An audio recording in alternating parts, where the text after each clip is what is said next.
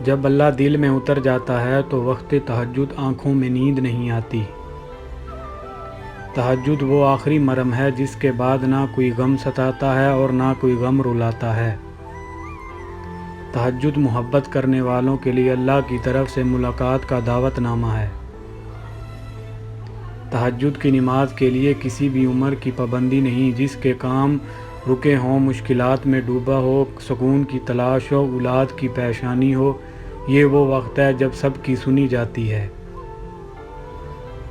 بس نیند کی قربانی دینی ہے اور اس رب کو راضی کرنے لگ جانا ہے۔ وہ بندے کے بہت قریب ہے، وہ ہماری حاجات کو بھی جانتا ہے، بس عمل کرنا پڑتا ہے، قربانی دینا پڑتی ہے، پھر سب کچھ عطا ہو جاتا ہے۔ مگر ضروری نہیں کہ اگر کوئی انسان تہجد پڑھتا ہے تو وہ کسی کی محبت ہی مانگتا ہو، کیونکہ وہ جو اللہ ہے نا، اس کی محبت میں بڑا سکون ہے۔ میں نے دیکھا ہے تہجد کی نماز پڑھنے کے بعد ناممکن کو ممکن ہوتے ہوئے۔ جو اندھا بھروسہ تم لوگوں پر کرتے ہو وہ کبھی اللہ پر کر کے دیکھو، یقین کرو وہ نہ بھروسہ توڑے گا اور نہ تمہیں کبھی ٹوٹنے دے گا۔ صبر کرو، یقین کرو، مایوس دل کے لیے معجزے نہیں ہوتے۔ اللہ سے دعا مانگو اور دعا کی قبولیت پر یقین رکھو، کیونکہ اللہ غافل، لاپرواہ اور مایوس کی دعا قبول نہیں کرتا۔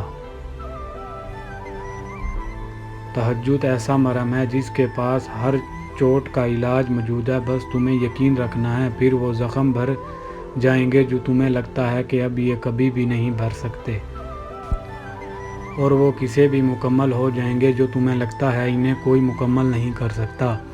اور یہ مت بھولو تمہارا رب وہ سب کچھ کر سکتا ہے، وہ ہر چیز پر قادر ہے۔ تہجد کی خاموشی میں بہنے والے آنسو اللہ کو راضی کر لیتے ہیں۔ نماز تہجد اللہ تعالیٰ کا قرب حاصل کرنے اور اللہ سے راز و نیاز کی باتیں کرنے کا بہترین وقت ہوتا ہے۔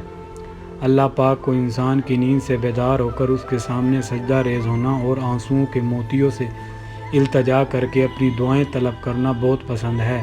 یہی وہ وقت ہوتا ہے جب انسان کو نواز دیا جاتا ہے۔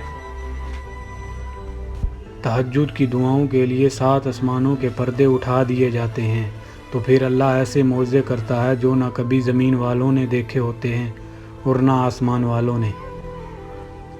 اللہ سے ہمیشہ بھلائی اور اچھے وقت کی آس رکھنی چاہیے، وہ اپنے بندے کو اسی چیز سے نوازتا ہے جو اللہ سے توقع کرتے ہیں۔